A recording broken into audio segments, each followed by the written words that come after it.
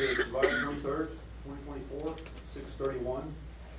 And this meeting of the Seguin Independent School District has been duly called, and the notice of this meeting has been posted in accordance with the Texas Open Meeting Act, section 551.043 of the Texas Government Code. Now we'll move on to item 1B, which is the pledges to the United States flag and Texas flag, followed by a moment of silence.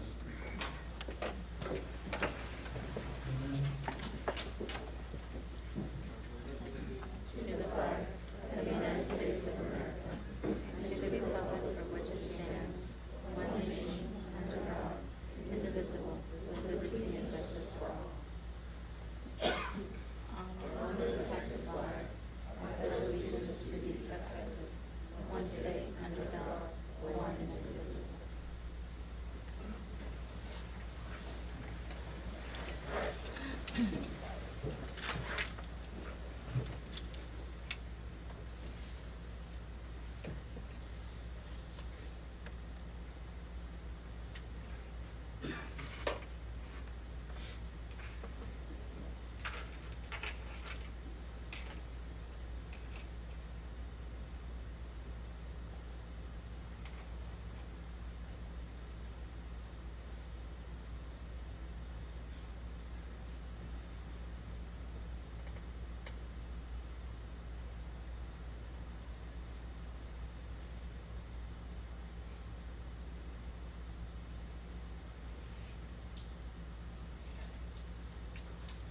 So now we'll move to item 1C, which is the superintendent announcements.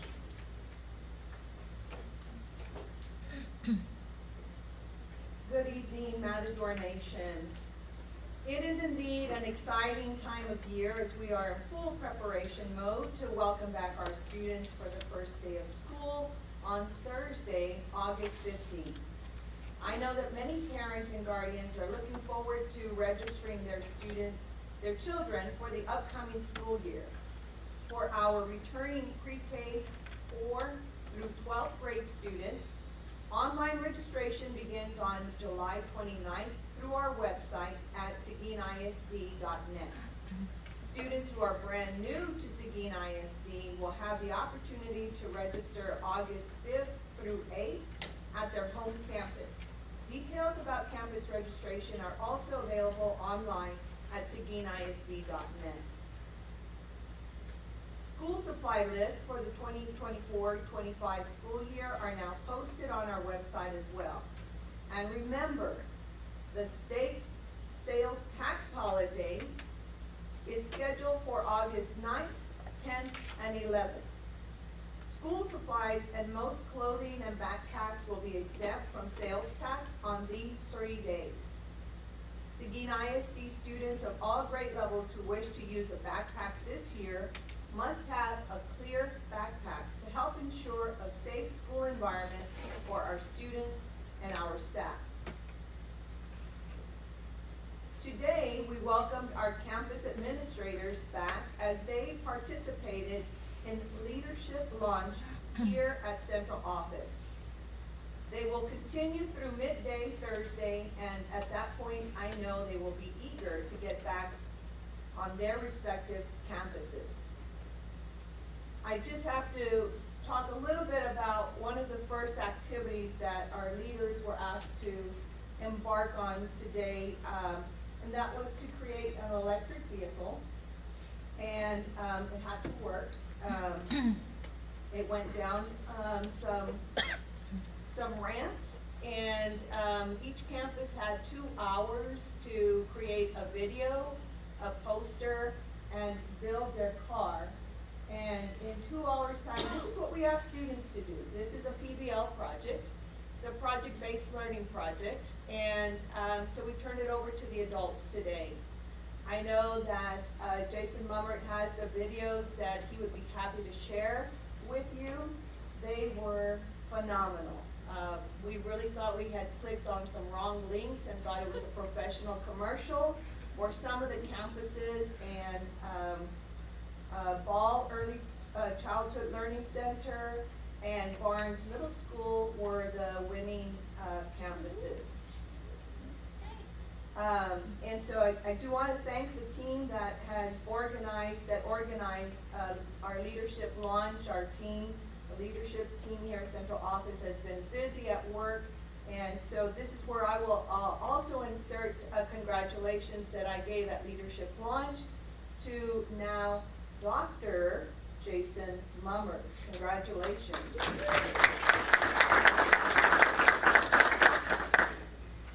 Next week, Matador Pride will be thick as we host new teacher orientation Monday through Friday. Trustees, I invite you to stop by as your schedule allows to welcome these educators who are new to Seguin ISD. Our convocation will be held on Friday, August the 9th. In the coming days, we will share details about this annual back-to-school rally with our employees and trustees. The video scoreboard at Matador Stadium offers unique advertising opportunities. Area businesses interested in having their ad featured during Friday Night Lights should contact Jill Nash to reserve your ad space. Spots are filling up quickly due to an overwhelming support over the years, and ad space is limited. Speaking of Friday Night Lights, our Matador football schedule has been finalized, and the first regular season game is August the 30th. Mark your calendars. Versus Alamo Heights. Additional home games include September 20th, October 11th, October 25th, and the final home game November 1st as we host New Braunfels. Game time is 7 p.m. for our varsity home games. The Lady Matador volleyball team starts their season with a short road trip to Navarro on August the 12th at 6 p.m. The Seguin community can see the schedules of all of our middle and high school athletic programs on our website. I know that our campus administrators and teachers, our paraprofessionals, custodians, bus drivers, towel nutrition, maintenance, and central office staff are poised to provide the best education and experience for all Seguin ISD students this new school year. As your superintendent, it is indeed a point of pride to be surrounded by so many who are dedicated to providing the best for each and every student. I invite the Seguin community to join me in supporting our students and teachers to make the 2024-25 school year the best that it can possibly be. Have a great year, Seguin ISD, and remember, it's a great day to be a Matador. Thank you, Dr. Meany. Now we'll move on to item 1D, the board member report. We'll go ahead and start with Ray. Don't stop remembering the beginning of the month, it's a weekend, it's a long month. I attended one of the onboard, new teacher orientations, and that was, really fun to watch.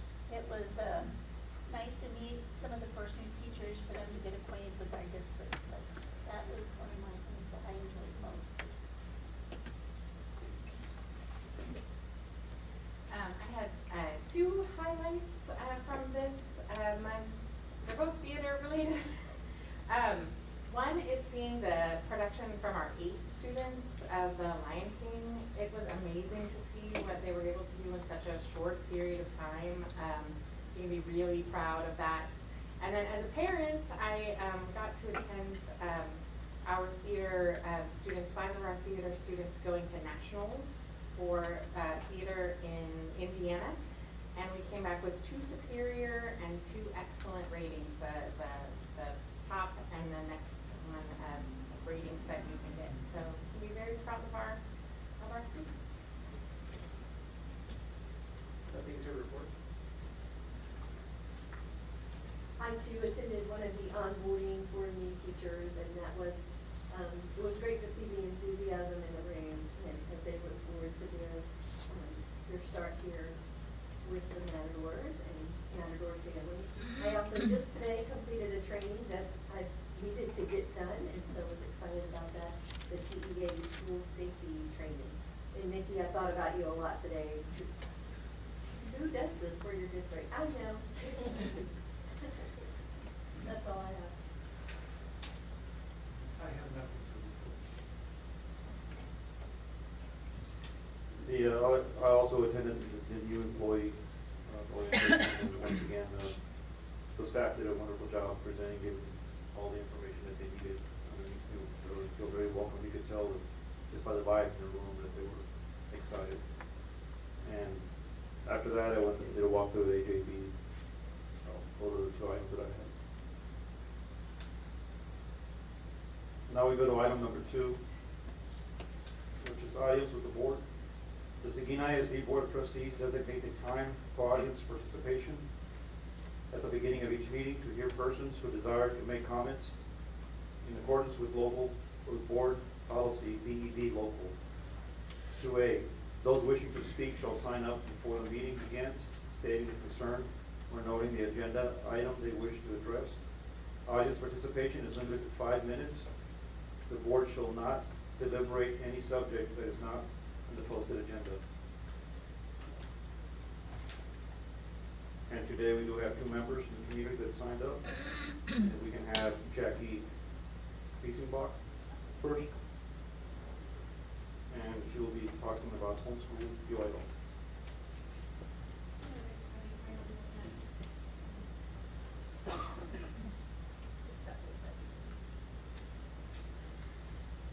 Good evening, everybody. I wanted to touch base on homeschool participation that's on the agenda tonight. And I have reached out to about 15 of the 35 school districts that have already approved this. And when I talked to them, the majority of those that I did talk to voted unanimously across the board for homeschool participation in their school district. 35 school districts so far out of over 1,200 total in Texas have approved this. Having this option for some of our students in Seguin, regardless whether you attend, will help each student grow, attend schools, whether or not they attend. Will help each student grow in many areas. From learning how to work on a team to becoming a leader, learning communication with each other and accountability. We can all be a part of teaching this to the students in our community. Now, I know one question might be, why don't you just put our kids in the public school? There's so many reasons why, and if you ask each parent, I'm pretty sure they have a different reason per kid. And we always know what's best for our kids. But we also want to have our kids have the same opportunities that the other children do in the community. When looking at a community as a whole, for the city of Seguin's homeschool children, they are all still students here in the city. We live here, we work here, we run small businesses here, we give back to our community. We are wanting the best for each student here in the Seguin area, regardless if they go to public school, private school, or our homeschool. As a growing city and a homeschooling way of life growing as well, we can offer new members of our community a chance to be a matador.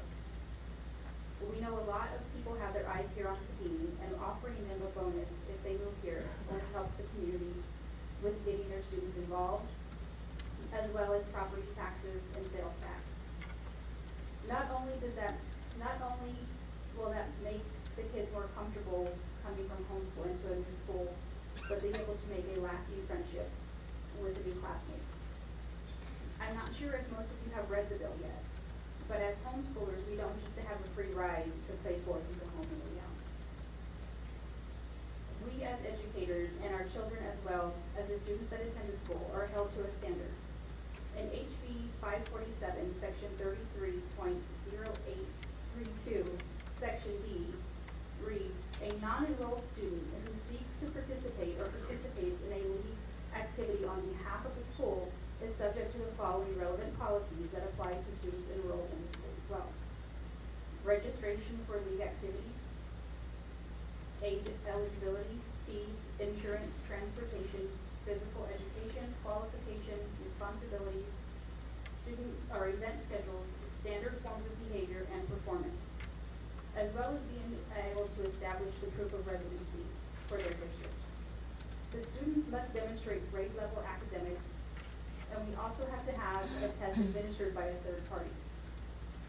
Section 8 states, after the first 6 weeks of a school year, the parent or person standing in parental relation to the non-enrolled student participating in a league activity on behalf of the school must periodically in accordance with the school's grading calendar, provide written verification to the school indicating that the student is receiving a passing grade in each course or subject being taught. Thank you. Thank you, Mr. Visitor. Second individual is Forrest Fletcher.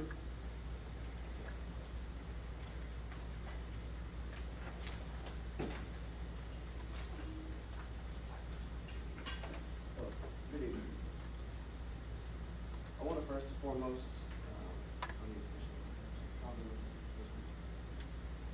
thank y'all. Can you hear me okay? All right, great.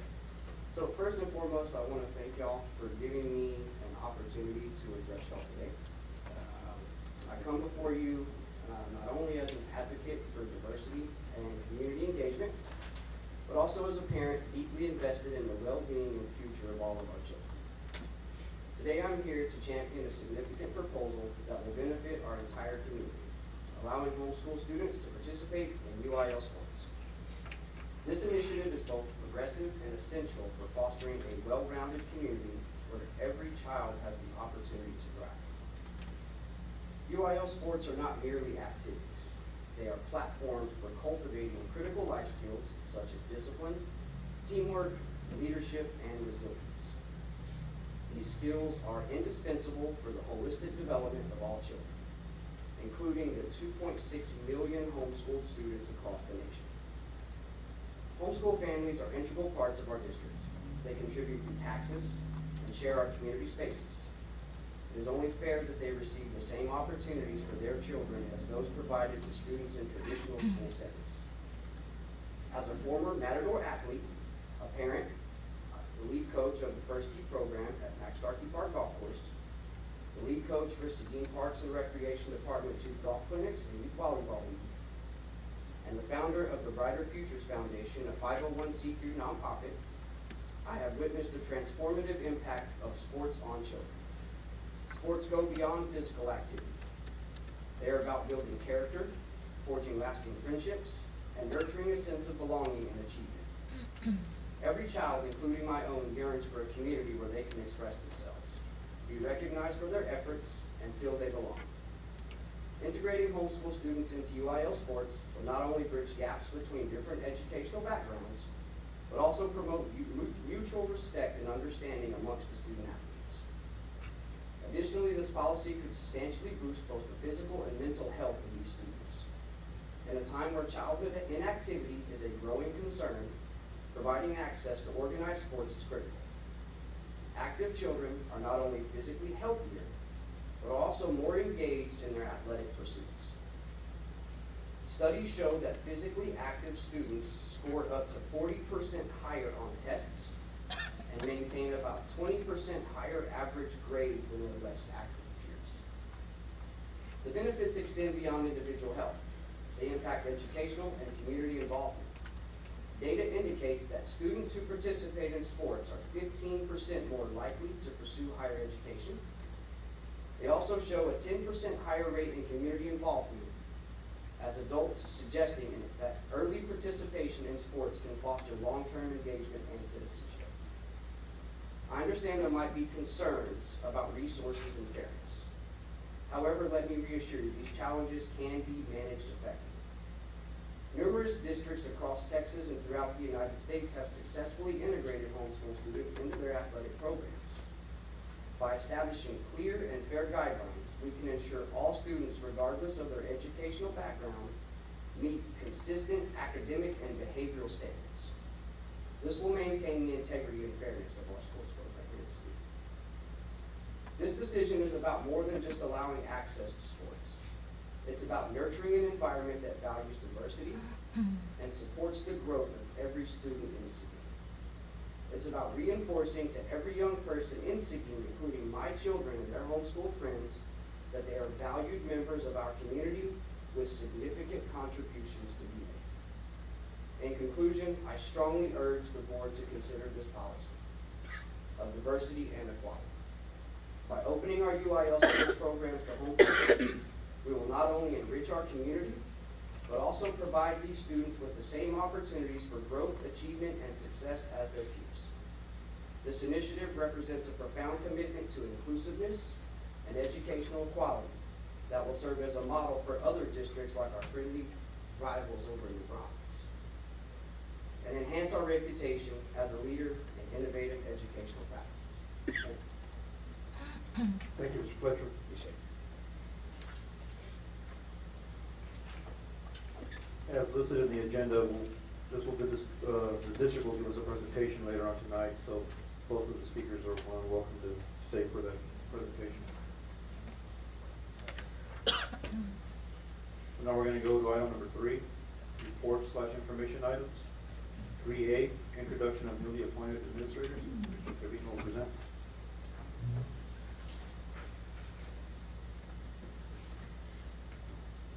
Good evening, President Guerra, Executive Board members. Today I am going to introduce the newly appointed administrators in Seguin ISD. First, I would like to introduce Dr. Donald Hastings, the newly minted principal at MBLC. Dr. Hastings.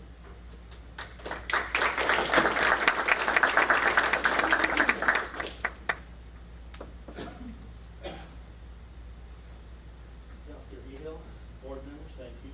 This is my 21st year in Seguin, and I appreciate the support that you have given me the entire time I've been here. Tonight, I'd like to introduce my wife, Wendy, and my daughter, Madison, as people who are here to watch this wonderful day. Thank you.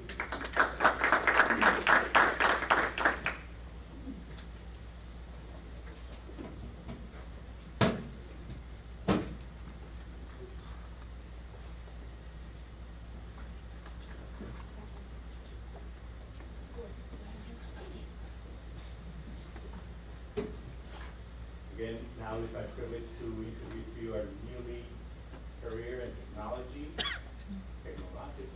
education director, Mr. Sergio, last name is 3 syllables, Alvieta. Mr. Alvieta.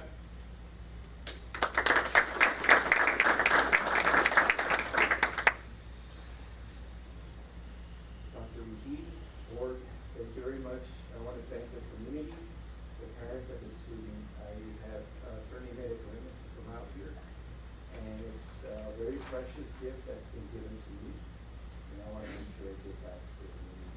I'm very passionate about CTE. I'm a product of CTE. If you ask me where I'm more comfortable, it's holding a couple of power tools and equipment and music louder. So that's really what I'm passionate about. But CTE is very varied. Health science, we have manufacturing, we have STEM, we have arts and engineering. I'm looking forward to once again fortifying the programs here at Seguin, making sure that we have aligned programs of study, we have CTSO participation.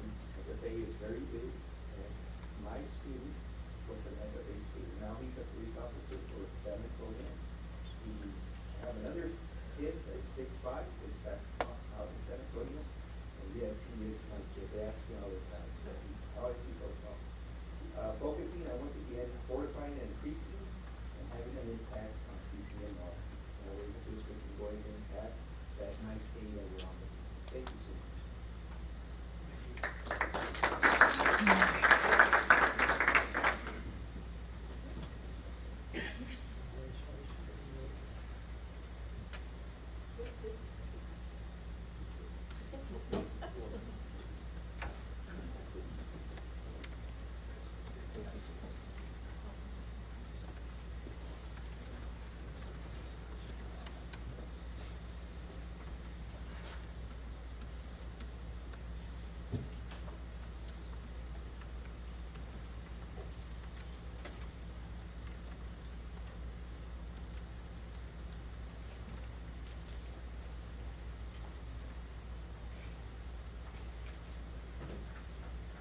Once again, welcome. We'll now move on to item 3B, which is Seguin ISD bond construction update, and Bill Lewis will present.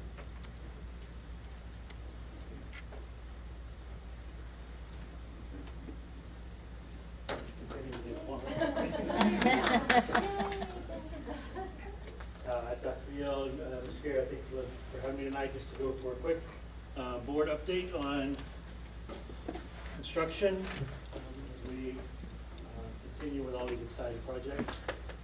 First is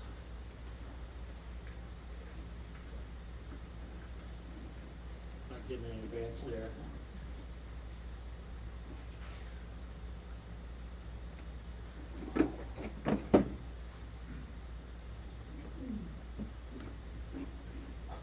You just go for them. Go ahead, do it for me. Is it not working for you? All right, first at HAB Middle School, punch list items are progressing. When we wrote this a few days ago, it was 38 items left. I think that number's down significantly from even a few days ago. That's really good considering as of May 1st, we had over 800 items on that list. That does not include some of the things on our general punch list notes, some bigger things, some roofing, but the numbers on those little things throughout the campus are definitely dwindling down. We have been receiving written and visual confirmation and then following up with walkthroughs on all these items that are getting signed off on. We've had multiple walks in the last few weeks that Mr. Poca has been going through, and also Ms. Oaks. And we've processed all of our invoices all the way through the end of June. Pretty much everything, the only thing that remains left is the retainage amount for the project. And so I think some more discussions will be going on there, but HAB, we have seen some good work, and they're pretty much not, they had left the site, and it's not a construction site anymore, there's not people on site, except for the folks that are doing the work through the punch lists. Of course, the fencing's still going on. I'll get onto that in just a second. Ball, we're just going to say ball's done because it's 100% complete, so we won't be seeing any more slides on ball. It's 100% finished. I think the only thing that's left there is to cut the ribbon and open that school officially here coming up, and then we're waiting on like the closeout documents, then like the warranty documents and as-built and stuff like that we get from Taylor. So that's the only thing left on that. So another beautiful addition, money well spent, and just congrats to the district on getting that project put in on this bond. Transportation, moving forward, the design documents are complete, construction documents are in progress. We're still on for an August bid date and an October construction start to that project to expand that facility. Just a quick note, when that facility was originally built, the original bus barn used to be where Goldie is right now, a long time ago, dating myself. But then when they built the new bus barn, there was things that got cut out of that bus barn because of the project, and so it kind of got minimalized at that time. So what we're adding on really now is more than they had at that point, but it's been a long time coming for that facility to be upgraded. Plus, as the district grows, the space is going to be needed for the parking and the employees and stuff. So this is another great step for the district and taking care of its employees and its transportation infrastructure. Agricultural facility, good news on this one. We are moving into construction documents. The target date has been moved up a month. Instead of a December putting out for bid, we're moving that to November 1st. So we're getting that a month out earlier, so that's good news. So that's moving forward. And I believe there's going to be a little more discussion later on tonight about water service. There's an item on the agenda. We talked about that, so I'll save that agenda item.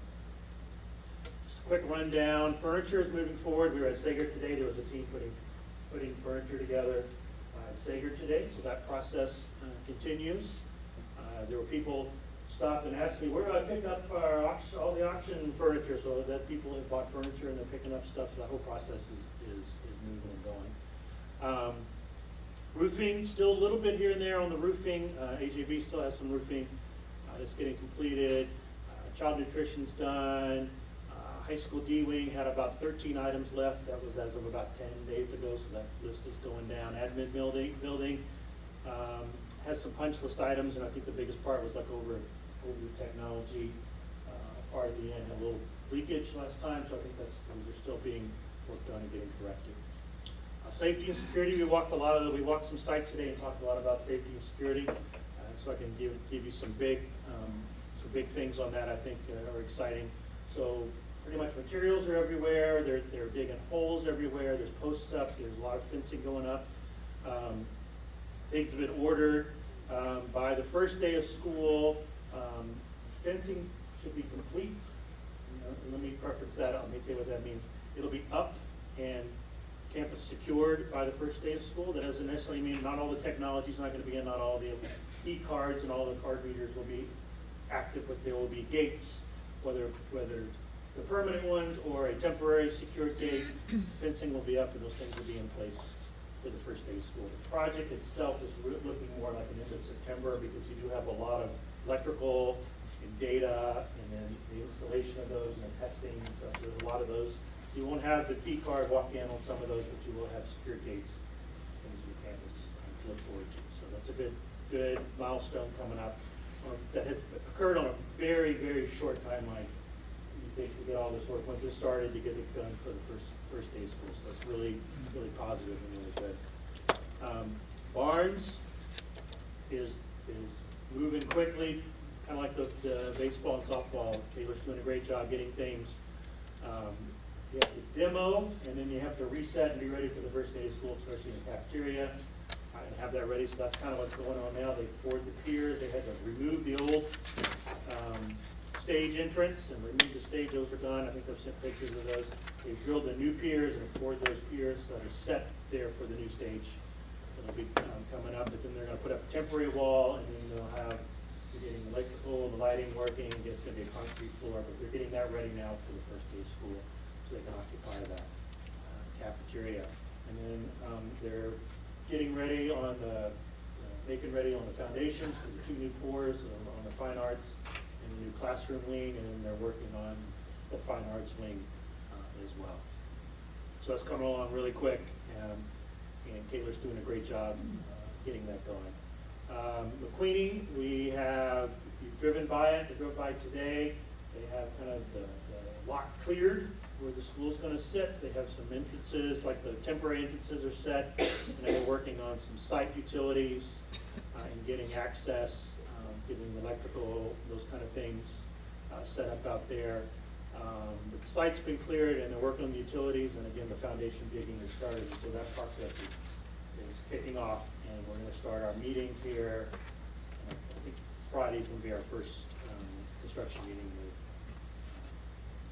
with Dunley on that project. Just a few pictures. You can kind of see on the left is the library that has been gutted over at Barnes, and on the right is the cafeteria. It's a little like a deconstruction zone right now, but like I said, this is from about a week ago. They're starting to get it cleaned up and ready, so it'll be good for the first day of school. Safety and security. You can see fencing going up, the 8-foot security fences going up in different places. I believe this is Jefferson and I forgot the other picture. I'm sorry, I've got so many pictures. I think they might both be from Jefferson, because Jefferson's got such a huge footprint. That fence going all around Jefferson now. Baseball, softball complex. If you haven't walked out there, they've been using it. They've been using the field, so it's been in use this summer.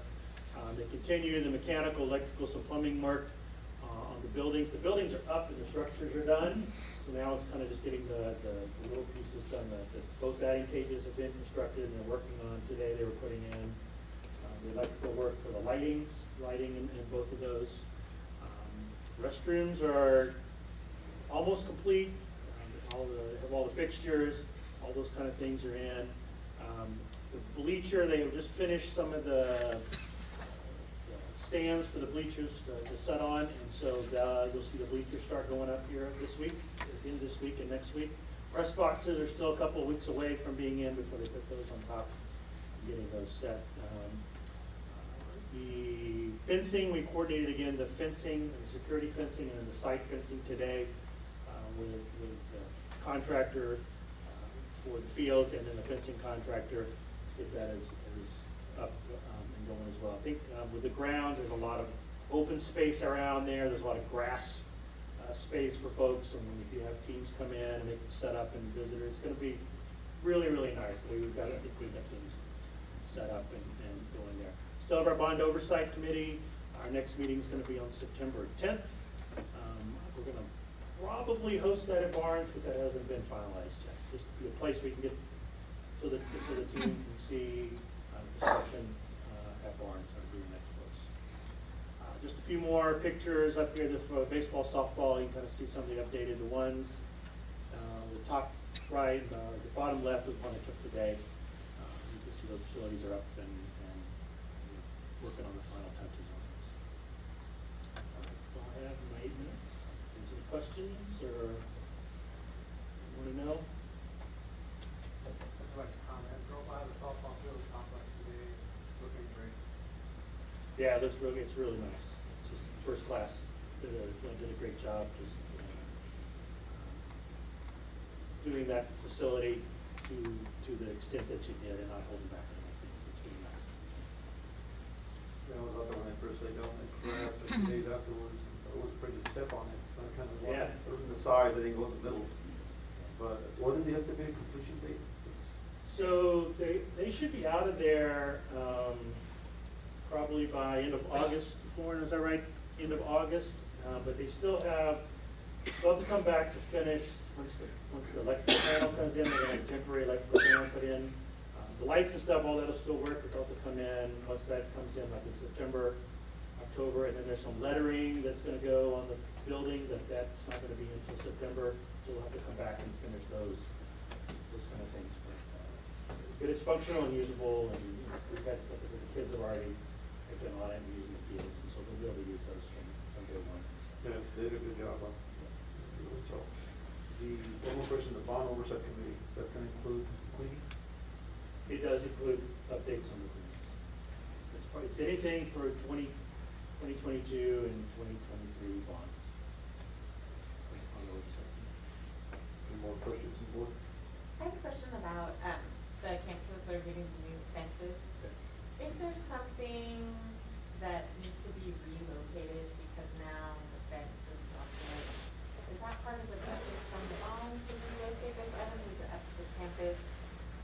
My example would be Jefferson, so their sign by their car line that tells all the announcements for Jefferson and their little library is behind the fence now.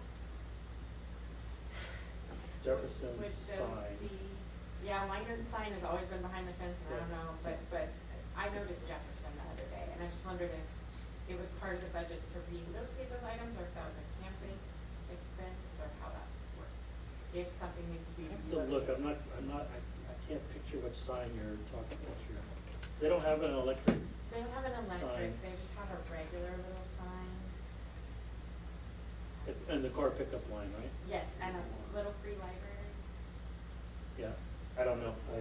That's We'll look at it, concept. we'll look at it, and go by there. I'm sure it's not the only one, it's just the one I drove by, and I Usually don't- those are taken into consideration when we're looking at the fence lines and what's there, and if it's gonna impede, those kind of things. And it's the little library, that's an easy up and over move, so. I think it's a sign, like I said, No, I think you're right, it is. it was last week that I looked at it, but Weinert may have the same issue, I haven't looked at theirs. All right, we definitely make a note for Jefferson. Thank you. Thank you, Bill. Now we'll move on to item 4, closed session. Board will adjourn into closed session pursuant to the following sections of Texas Open Meeting Act. 4A, pursuant to Texas Government Code Section 551.071, 551.074, 551.129, consultation with legal counsel, including possible telephone consultation with legal counsel as necessary, to address legal concerns, implications, and answer any legal questions regarding posted agenda items. 4AI, emergency operations and safety protocols during closed session. 4B, pursuant to Texas Government Code Section 551.074, discuss personnel matters, including appointment, employment, evaluation, reassignment, duties, discipline or dismissal of employee or employees. 4C, pursuant to Texas Government Code Section 551.072, discuss the sale, purchase, exchange, lease, or value of real property. So it is 7:11 and we'll now go to closed session.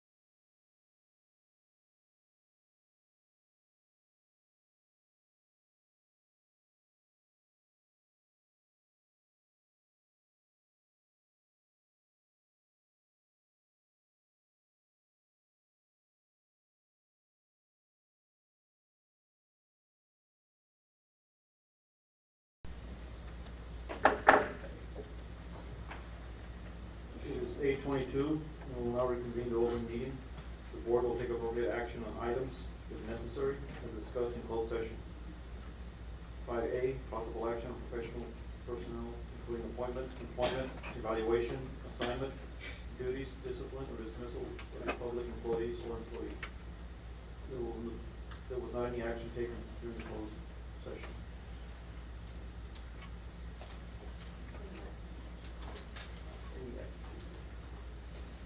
Item number 6, consent agenda items. Consider and possible approval as applicable. Policy BE local states that the consent agenda items shall include items of a routine and or recurring nature grouped together under one action item. All such items shall be acted upon by one vote without separate discussion, unless a board member requests that an item be withdrawn for individual consideration. The remaining items shall be adopted under a single motion and vote as applicable. 6A, approval of board minutes of public meeting June 18, 2024, and regular meeting June 18, 2024. 6B, approval of tax collection reports for June 2024. 6C, approval of proposed budget amendments and financial statements for May 2024. 6D, approval of investment report for the fourth quarter ended June 30th, 2024.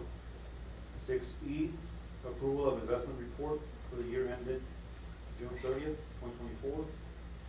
6F, adoption of resolution stating review of investment policy and designation of investment officers.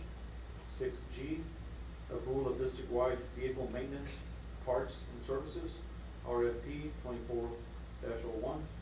6H, approval of district-wide plumbing system maintenance, equipment, parts and services, RFP 24-02.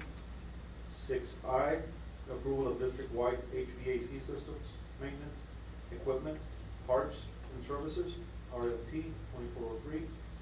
6J, approval of district-wide facilities maintenance, electrical equipment, parts and services, RFP 2404. 6K, approval of district-wide special education services, RFP 2505. 6L, approval of credit by exam dates for 2024-2025. 6M, first reading of consideration or approval of the Texas Association of School Boards policy update 123, affecting legal and local policies. 6N, consideration of approval of certified appraisers for 2024-2025. 6O, personnel information, professional employees. 6P, acknowledge Public Information Act request from June to July 2024. Do any of the board members wish to withdraw the single agenda consent item for consideration? Mr. Mayor, I'd like to pull 6O. And I apologize, I usually email that to you in advance. No, it's 6O, so that would pertain to personnel information, professional employees, Mr. Trevino.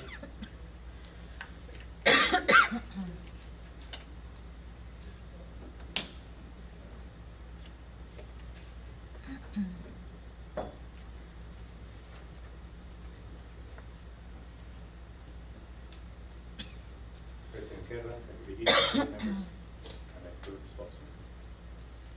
I don't like the personnel reports in the consent agenda because in a time when we have such teacher shortages, I'd like the community to be able to see what we're looking at as far as our staff, and that's the only thing we make the consent agenda.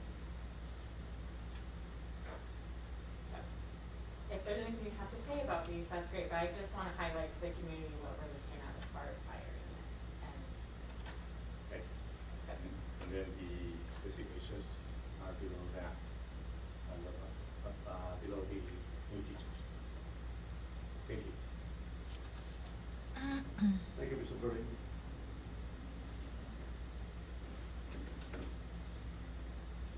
So now we'll vote on just that, number 6O separately, and then vote on the other consent agendas together.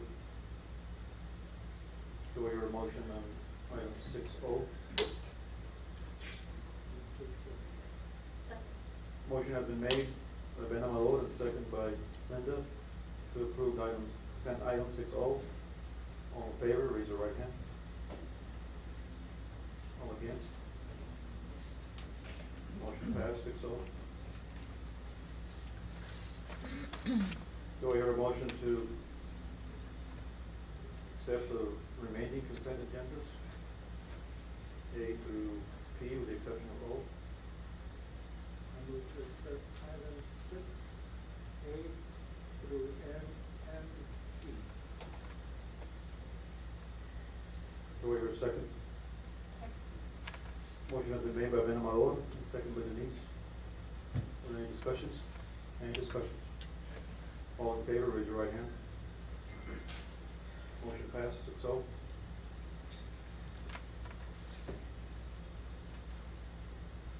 And I will move on to the action items.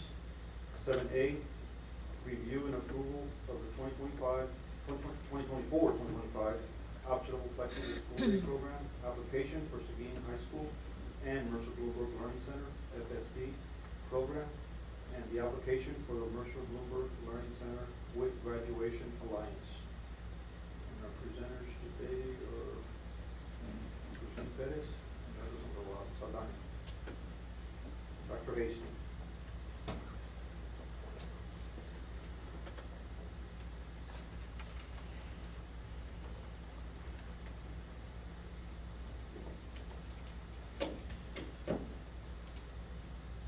Good evening, President Guerra, Dr. Vigen, school board members, and Seguin ISD community.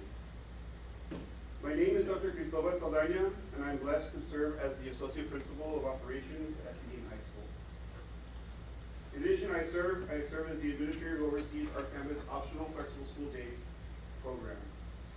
For the upcoming school year, I will also serve as a support for Dr. Hastings, who will be transitioning to MDLC as the principal and will be taking the helm of our district's partnership with Graduation Alliance. Today, I'm honored to request the board and the district approval to apply for 2 programs through the state's optional flexible school day program. But before I dive into the particulars, I'd like to share an email I received last school year. Please note I've edited some of the identifying information and for time. Quote, I have an issue I wanted to bring to the school's attention.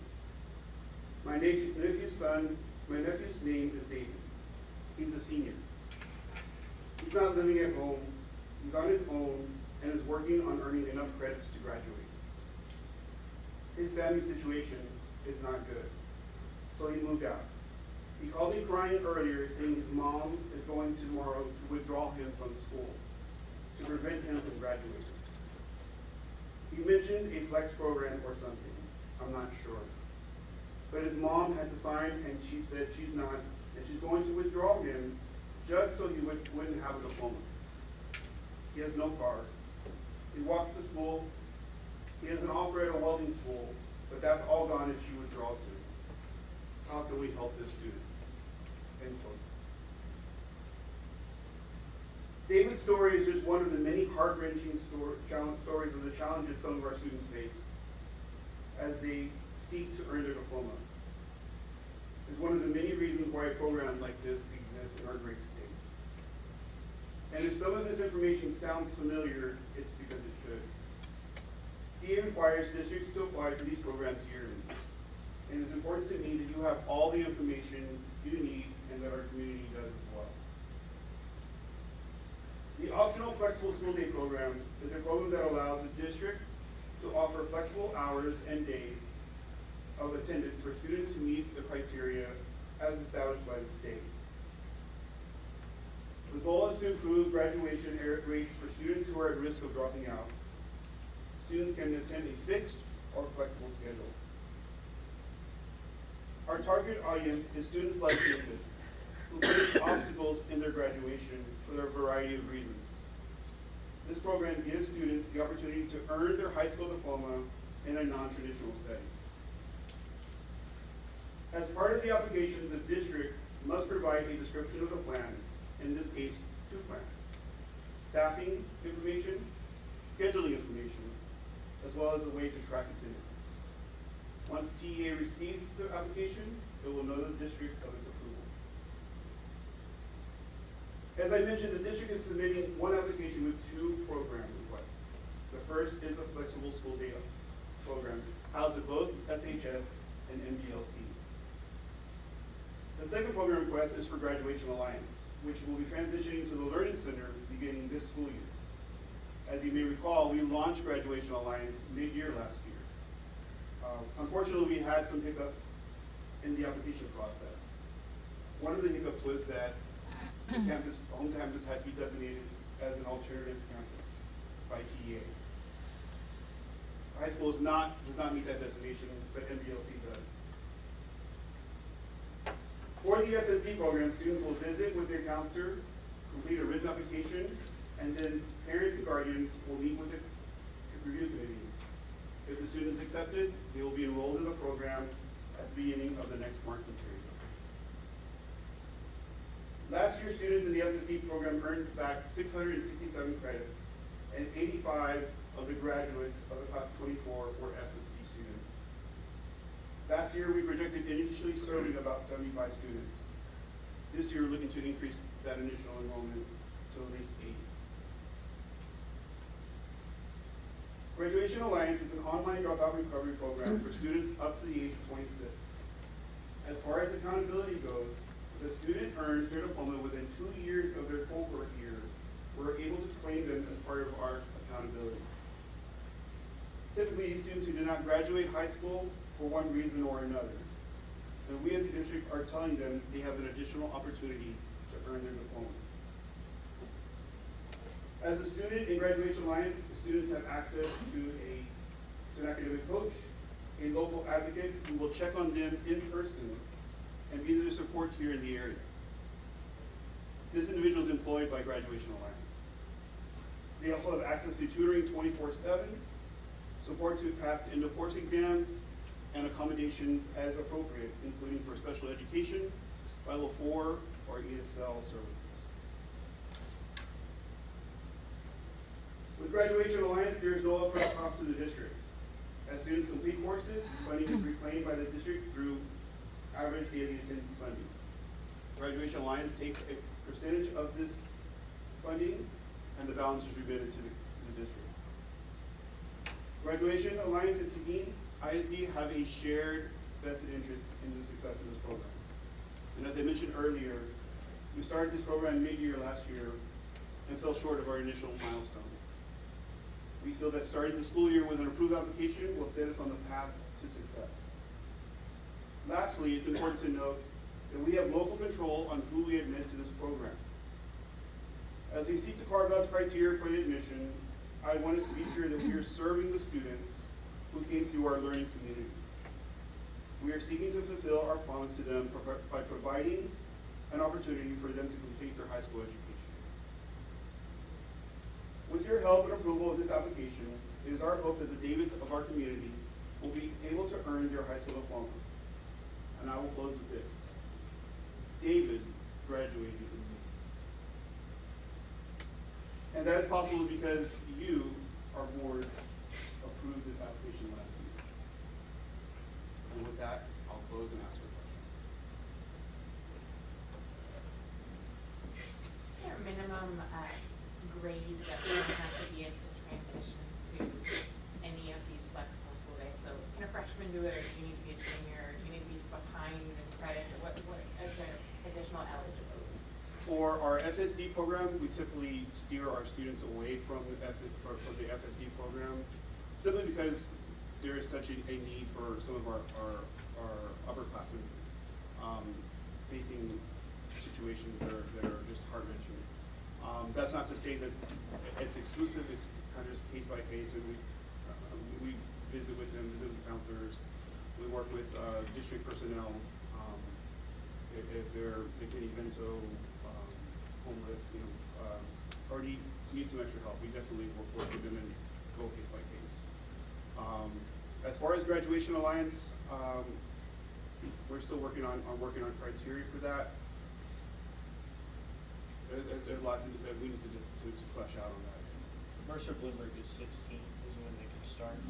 As far as project graduation, one of the things that will happen is that I will be the gatekeeper of it.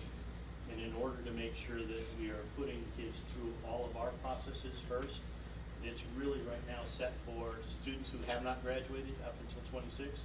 So it's a way for us to recoup many of what those who have made decisions or have been in situations that prevent them from graduating.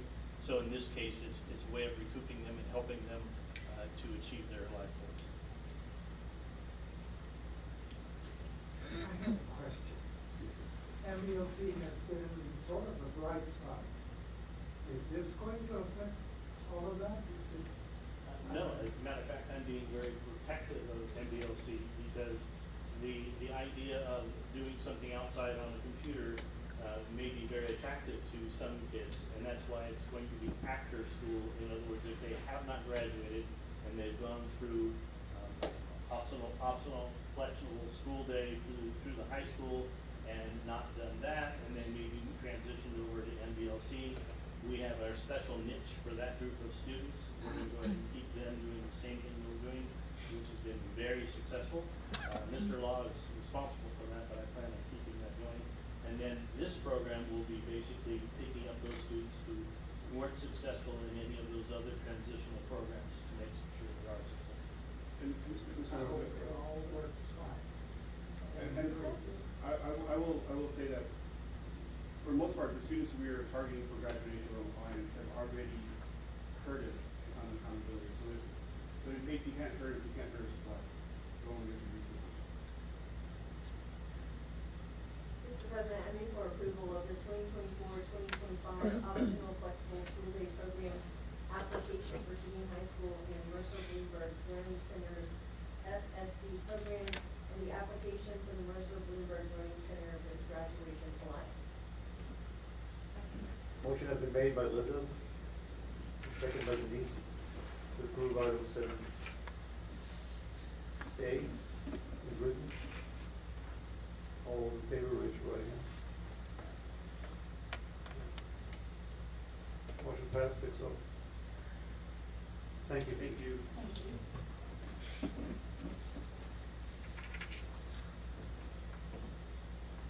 Now we'll go to action item 7D, homeschool UIL participation, and presentation by Monica Lyons and Coach Ray Bailey.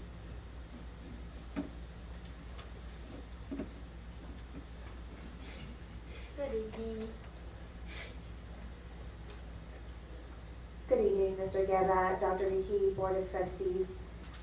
Thank you for having us here for this informational session. Coach Bailey and I will be presenting the Seguin ISD homeschool participation.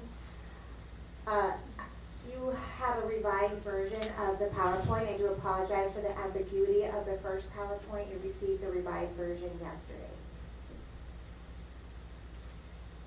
Just an introduction.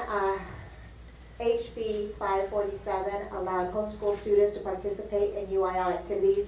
Here's just a little summary of the policy change which embedded homeschool students to join UIL activity.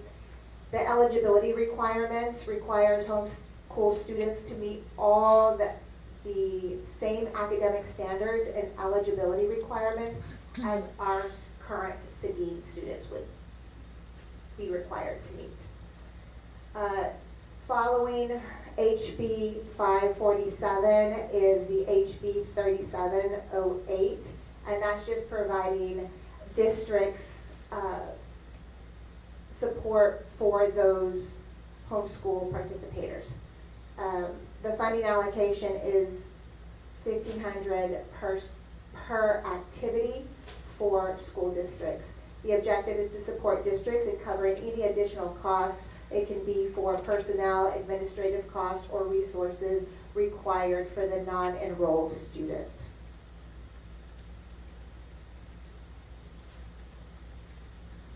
Here are some frequently asked questions from HB 547.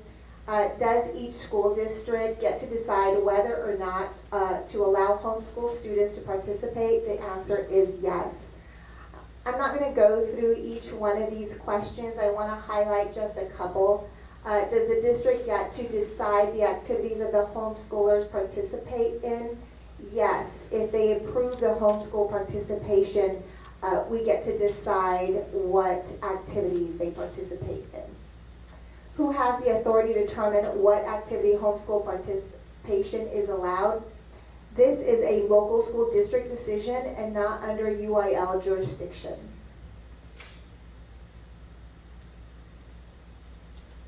May a homeschool student participate in both UIL basketball and homeschool basketball league? May a homeschool student participate in both UIL basketball and run cross country for a homeschool league? The answer is no. They must choose one or the other. They cannot do both.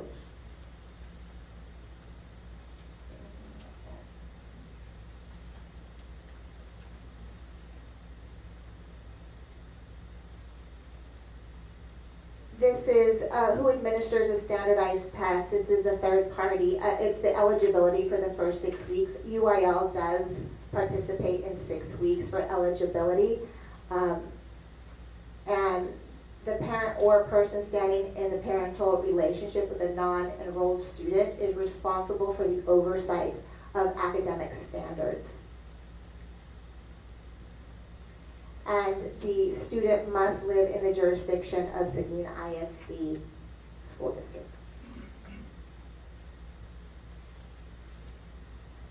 This is the background information on policy FM legal student activities. A public school district that participates in any activity sponsored by UIL may provide a non-enrolled student who otherwise meets UIL eligibility standards to represent the school in UIL activity with the opportunity to participate in the activity on behalf of the school in the same number that the school provides the opportunity to participate to students enrolled in the school. I'm not going to read through this entire policy. I did just bold that beginning part stating their participation. This is the continuous of FM legal. And I'm going to let Coach Daly talk to some of the considerations of HB 547. Dr. Hill, President Guerra, members of the board, thank you. So this is going to touch a little bit on kind of the same requirements, kind of similar to how UIL does it. One thing, just like our kids, they have to prove proof of residency to show that they live in our attendance zone. And then, like our kids have to, we do it off the credits. They have to provide for the first 6 weeks some type of standardized testing that has to be done by a third party in order to be eligible the first 6 weeks of the school year, showing that they're at the right grade level from the previous year. So they use that testing thing, and there's a list of different type of tests, but it has to be done by a third party for UIL to consider it. And then, in order for them to attain and maintain academic eligibility, the homeschool has to provide documentation at the same grading periods that we have set for our UIL checks. So, like next year we're going to 9 weeks, so they'll have to go 6, 9, just like we do 3, 6, 9. They'll have to provide that information to us on the academic side. Some other stuff, some participation requirements. They have to declare every year by August 1st if they're going to be, if they want to play UIL, like she covered a while ago. They can't do UIL in the fall and homeschool in the spring, and they have to declare that every year by August 1st in order to be considered varsity competition in fine arts. And this is all extracurricular. UIL academics, they have to declare that on that. And then they got to abide by the student code of conduct and our extracurricular code of conduct that are, like, so the same conduct rules that our athletes and fine arts kids and academicists were going to the uniform extracurricular handbook next year. And then they must also attend all year-round activities for whatever that, from summer workouts to morning workouts to in school practices, that they have to go to the same requirements, and also travel to, as a team with their whatever team membership, just like anybody else. So those are some of the requirements that they would have to abide by in order to participate in a UIL activity. Can I ask a quick question here? Some of those activities, sports, even the other UIL activities, there's a course related to that, either sport or dance, fine arts, whatever the UIL component might be. Would they be required to take those courses? Yeah, so they are required to come, like if let's just say theater class was at 11:30 a.m. to 12:30 p.m. They have to provide transportation and go to that class and do the whatever activity that their other teammates are doing during that time. I know in some of those classes, theater, choir, those are rather large classes already. Do we have the capacity to take on those students? I can't answer that for every program. Some programs probably do have room, and for the one I'm in charge of, we're already at 235 people. There would be So- a cap. So if theater could only hold 30 kids, we wouldn't accept anything past that 30. So we would put a cap on, what the requirements are for that particular class. I think that's where they give you some leeway, or where you can set each program different, because each program is different.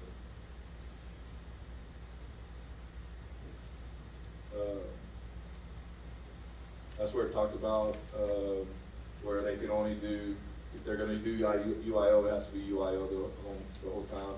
One thing that want to communicate, if a kid starts out in public school and say they're struggling in the classroom, they can't go homeschooled and then try to declare to play. They have to sit out a whole year. Like that's where it goes back to the August 1st thing. Like at August 1st, they have to decide if they're going to be homeschooled and play UIL, homeschool and not play, stay in public school and play UIL. Like they can't go back and forth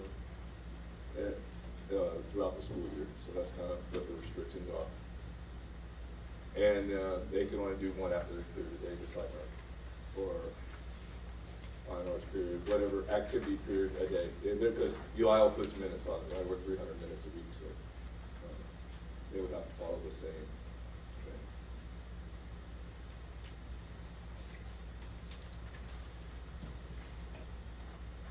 The administration recommends not accepting non-enrolled students at this time. We believe this decision is in best interest of maintaining high standards of education and support for our current Seguin ISD students. Any questions?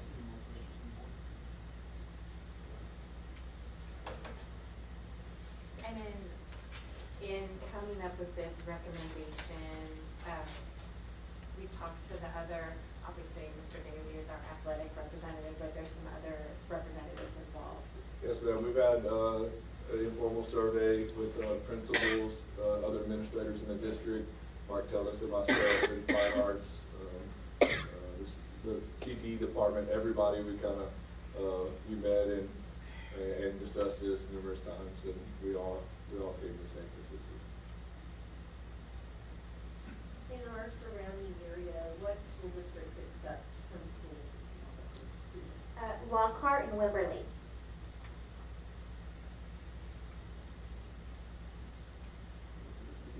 Are they both Region 13? And we're at 3 Region 20? Yes, they're both Region 13. And do we have any in Region 20? Anybody that we play?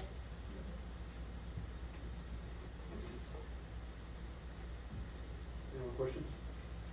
Is there support at the region level when it comes to homeschool? No, ma'am. So anything, if we took them on, it would be our current staff who would have to deal with all of the eligibility requirements and all of those. Yes, ma'am. For instance, if they were to play football, Coach Daly would be the one responsible looking at that eligibility, making sure that they're only attending 60 minutes, that they're not playing another sport outside of UIL. So each sponsor would be responsible for those students. And then that includes the travel as well.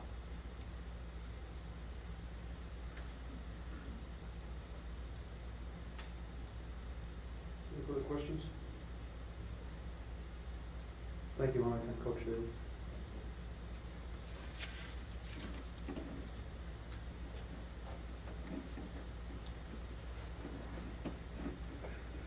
Do we hear a motion for item 7B?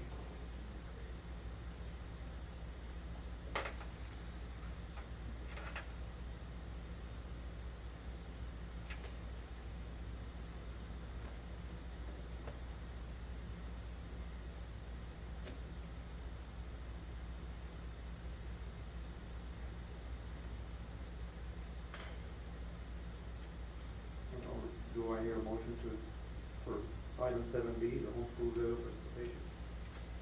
I move that we table this, item until we can have a little bit more. There's not a lot in this, and I have some things to say in the discussion, so that is my motion, that we table this, or table this agenda item to a future meeting. A motion has been made by Denise to table item 7B, homeschool UIL participation. Do I hear a second? Second by Ben Amalot. All those in favor, raise your right hand. Any discussions? Yes. I'm not sure. We discussed Okay, so I'll give my reasoning. As I looked at some other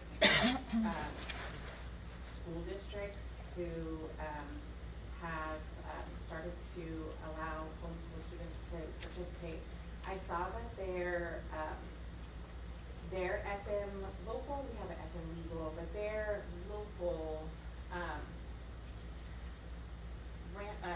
parameters were very robust. They knew exactly, they had picked the Stanford Achievement Test. They had chosen which sports and activities. Yes, you could do calculator, but no, not choir. Things like that. They just had a lot of information. They had designated who was looking at eligibility, who was bringing in that test. There were just a lot of specifics that I don't think we have, and I would want to hear about what activities people may want to participate in, and things like that, and craft a local policy before we just pass a blanket policy. I would want something that is has a lot more specificity to it. Are there any more discussions? I'd also like to hear the rationale between, yes, we'd like our student, our child to participate in UIL activities, but not participate in your educational opportunities. I'd like to see what the difference is in those two things in the mind of someone who homeschools versus someone sending their child to public school.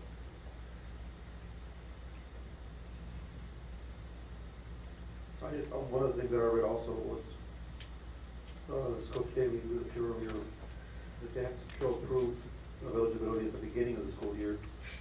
And how are they going to show proof at the 9-year period? Is it just a form that the parents will fill out that will say, yes, my children is passing, whereas in school they're actually taking the test. Because on the third-party test, I've heard different stories also, like they only offer every 2 years. And as far as the four that are more popular. Any further discussions? Motion has been made by Denise, once again, to table. Do I hear a second? It was second. Ben Amado, second the motion.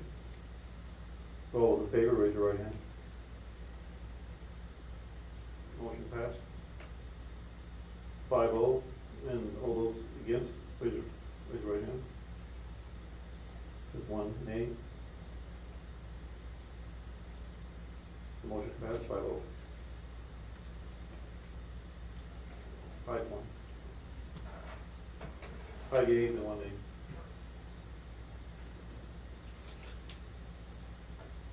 So I just want to make a short comment. At this time, the board has decided to table the action item.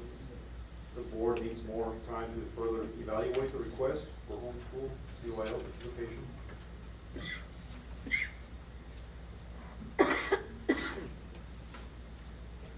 Move on to item 7C. Consideration and take possible action to approve delegating authority to the Chief Financial Officer, Elizabeth Oakes, to execute any and all necessary documentation regarding utilities at real property located at 6625 Farm Road 725, New Braunfels, Texas. Liz will give us a presentation. Good evening, Mr. Guerra, Dr. Vivon, Board of Trustees. This is very similar to what we just did for the Ilka property, but this is for McLean. This is so I can sign a service application specifically for water at this point, but we put utilities to clear if anything else were to come up so we don't hold up construction. We are trying to get a water meter and also access to a fire hydrant about that complete. And who holds those utilities in that location? It is Green Valley Special Utility District.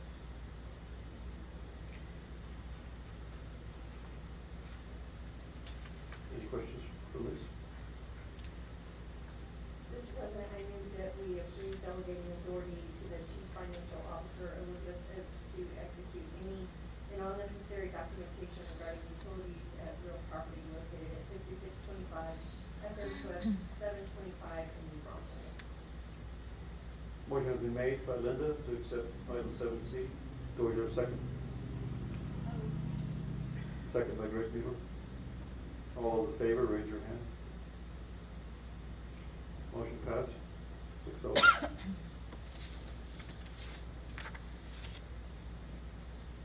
Next item, 7D. Designate the Chief Financial Officer to calculate the new revenue tax rate and the voter approved rate for the 2024 tax year. This is something that can go on the consent agenda next year. It's something that we'll do every year. It's a new requirement where you actually have to designate someone. I do work with the county tax assessor collector to calculate this rate. So together we'll calculate it, but the district has to designate someone specifically to do it.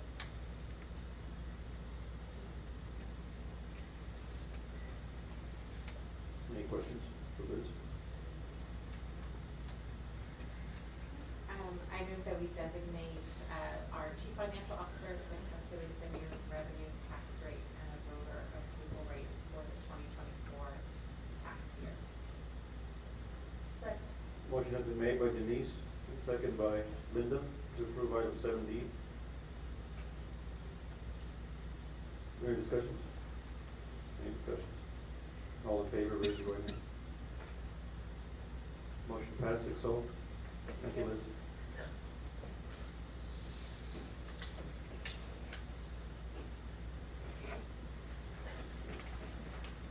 Now we'll move on to item 7F. Nominate candidates for the TASB Board of Directors. Dr. Vicky.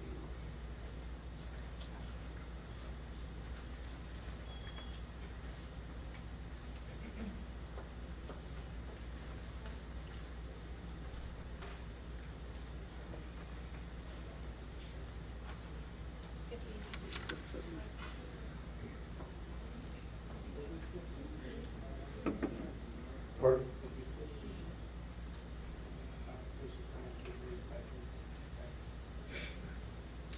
Yes, we do.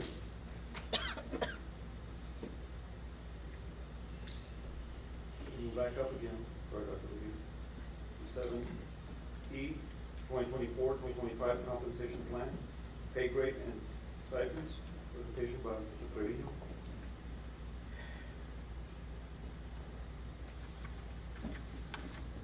I was like, oh, shucks.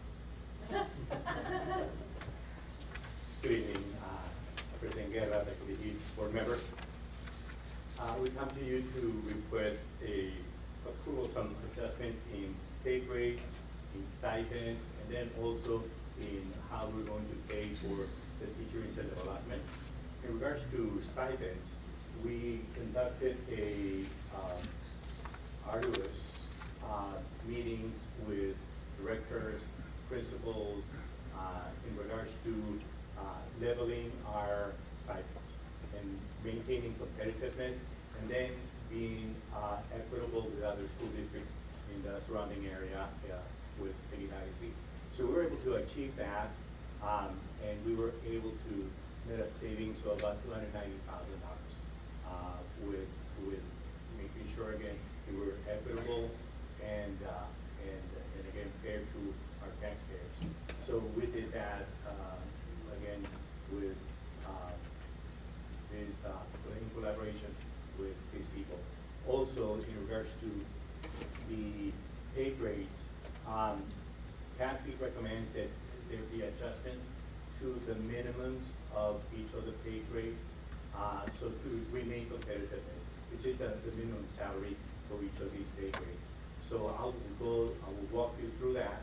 And then in regards to the teacher incentive allotment, they recommend we follow Texas education agencies, which allow us to, for teachers that have a proven record of student achievement, to be able to pay them a stipend, which is a very generous payment that have a proven record of student achievement.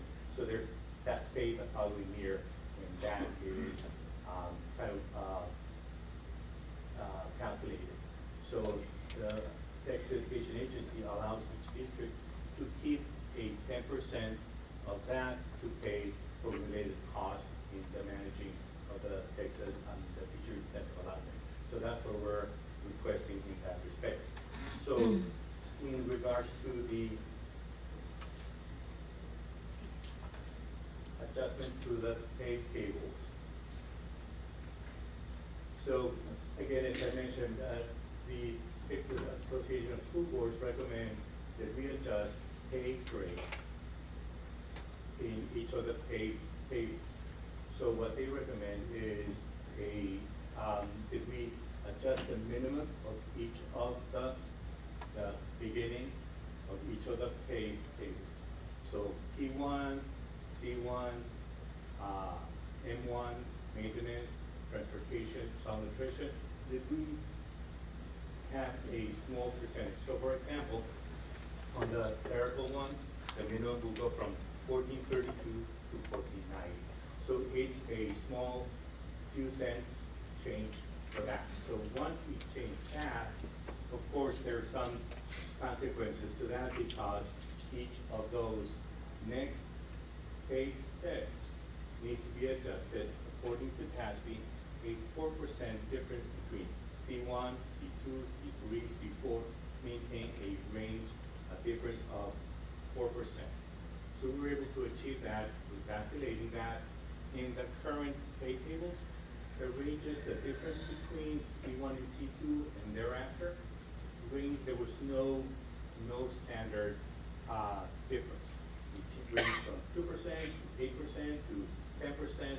So TASB recommends that there's a standard difference between those. So we were able to do that for each of the pay tables for the different categories of employees that we have.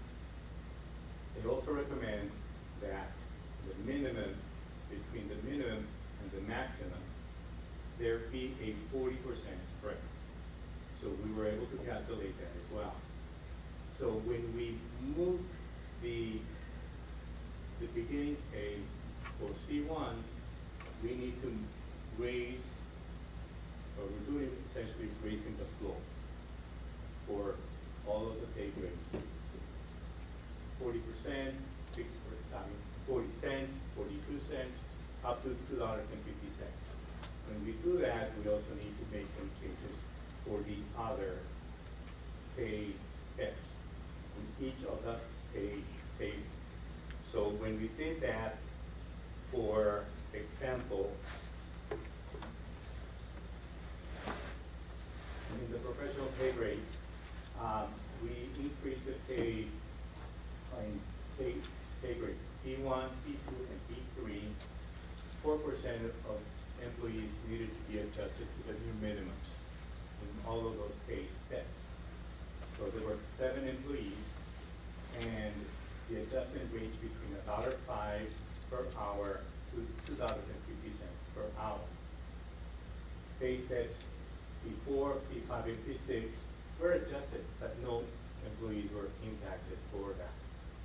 And then P6, P7, P8, these are your professional employees, like specialists,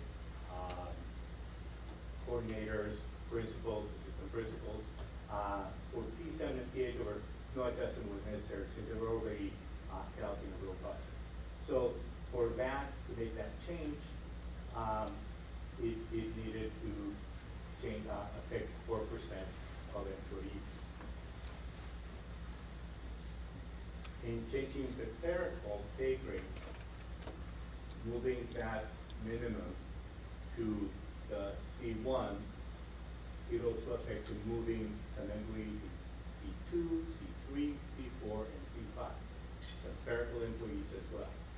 That change, moving the floor of those 4 pay steps, impacted 32% of all clerical employees. And that, which was 53 employees in all. Again, that was changed, and the change was between 5 cents and 70 cents per hour. C5 to 3, 8 were adjusted, but employees already were making more than the new minimums for that. In the maintenance pay grade, again, we moved the beginning pay of the N1s, so that also caused to move the N2s and the N3s. These are our maintenance employees. And just by raising the new floor, setting the new floors, that affected 48% of our maintenance employees. That is 27 employees. Adjustments range between 30 cents and $1 per hour for these employees.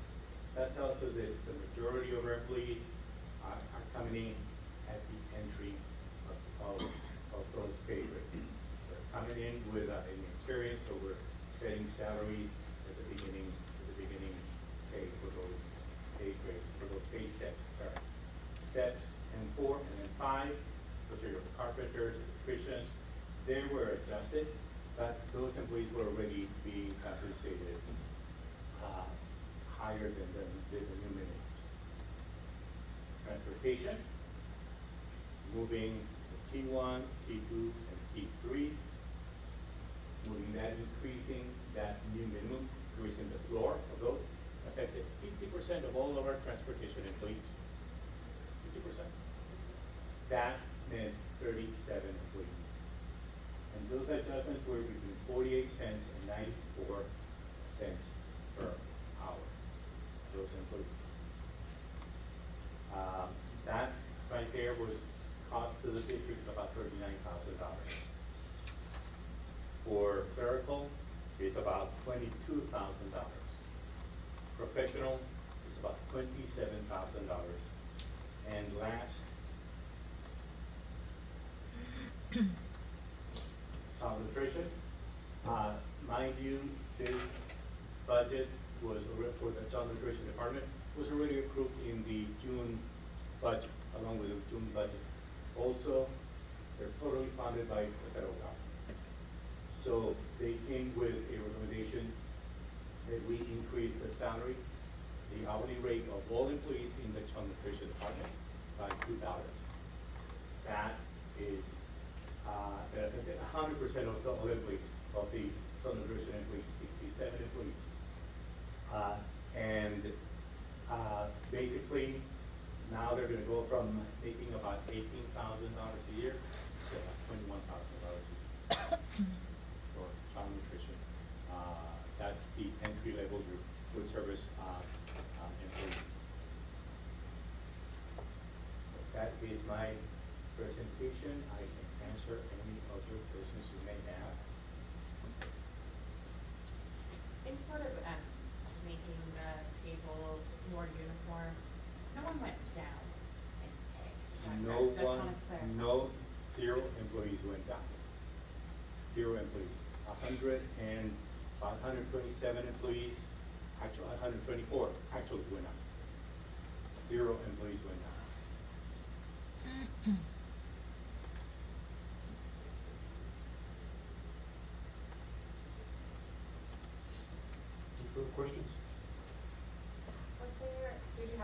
about stipends or? Stipends? Okay. Stipends, met with Mr. Daly, Mr. Payes, met with principals, met with LLI in regards to, again, making sure that our stipends were being extended appropriately. In the board agenda item, I specifically made the notation about bilingual stipends, in that we needed to make sure that we had some type of criteria for employees to be eligible to receive that stipend. There was no criteria before. And the criteria that I have always been accustomed to, that I have invariably seen, is that a bilingual stipend is awarded to a bilingual teacher in a bilingual classroom serving bilingual students. We were not doing that. We were not doing that. So we were giving stipends to people that were not serving directly bilingual students. So by doing that, and all those employees were notified, we saved about $120,000. So we were granting stipends to people that were not serving instructionally bilingual students. Was that the only major adjustment?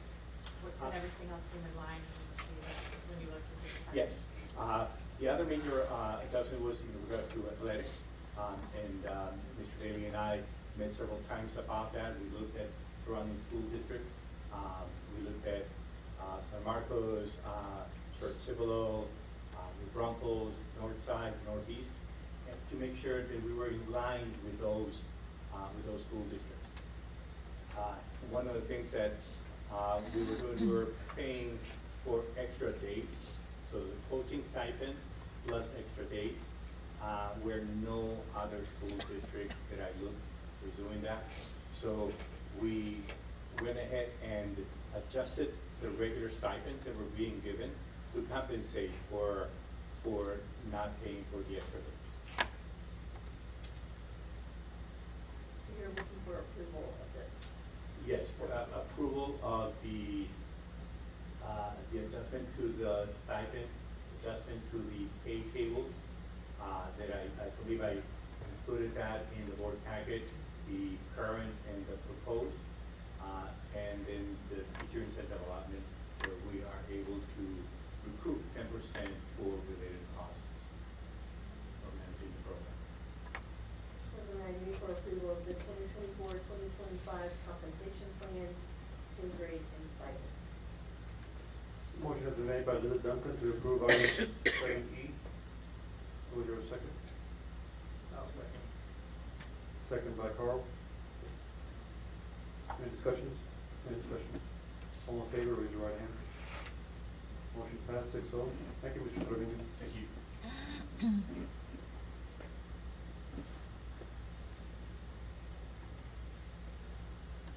The next item is also an action item for 7F.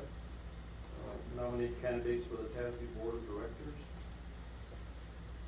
But we need to mention the names or? Board members, you received two names. We received, Mr. Guerra and I received an email from Ginger Weisenhahn. She is a school board trustee East Central? in East Central ISD. And also Rich Senna is a trustee in Bernie ISD, and both are seeking endorsement for their candidacy to be nominated to fill a position on the TASB Board of Directors. They are not, there's nobody else running against them. This is the first year, like we mentioned earlier, where we've seen emails or phone calls from candidates that want to be on the board, that even if they're unopposed. So I don't know, but when I talked to Mr. Senna from Bernie ISD, I gave him a call, and he pretty much told him a little. We had about 20-minute conversation about current issues, so I feel confident that he, along with Ginger, would be strong candidates on being strong advocates for the major priorities that the TASB has and most districts have. basically right now we're just asking for approval for those two. So do I hear a motion to approve the two candidates? First. Motion has been made by Ben Amalo. Do I hear a second? Motion has second by Carl to accept the nominate the candidates for the TASB Board of Directors. Are there any discussions? Any discussion? All in favor, raise your right hand.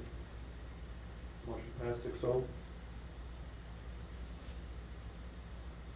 The last item is the designate official voting delegates and alternates to the 2024 TASB Delegate Assembly in San Antonio, Texas, September the 26th to the 29th, 2024.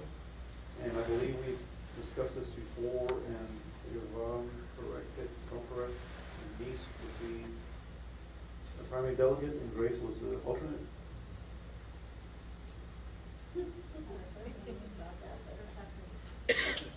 Well, yeah, because guys are going to be there, the TASB conference, correct, yeah. I know we've discussed this before, but we're just making it official. We received, we have to turn in the, so once again, it is another action item that I need a motion. Do I hear a motion to accept?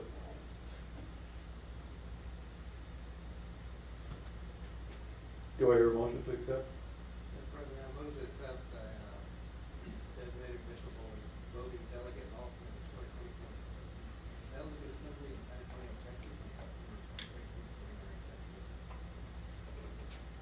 Motion has been made. Do I hear a second? Motion has been made by Carl, and second by Ben Amalo. To approve 7G. As well, Denise as a primary and Grace as the alternate. Item 8, board comments and reports. Any discussions? Any discussions? All in favor, raise your right hand. Motion passed 6-0. Item 8, are there any board comments and requests? I wasn't able to open any exhibits on my computer, so it's quite hard to see the screens. Is there a way to get that on our screens? No? Not with the live screen. Okay. It's really hard to see, it's over there, so I know we had it in our packet, but just to try to follow along. I like it when we could see everything on our screen, what was being shown, if that's possible.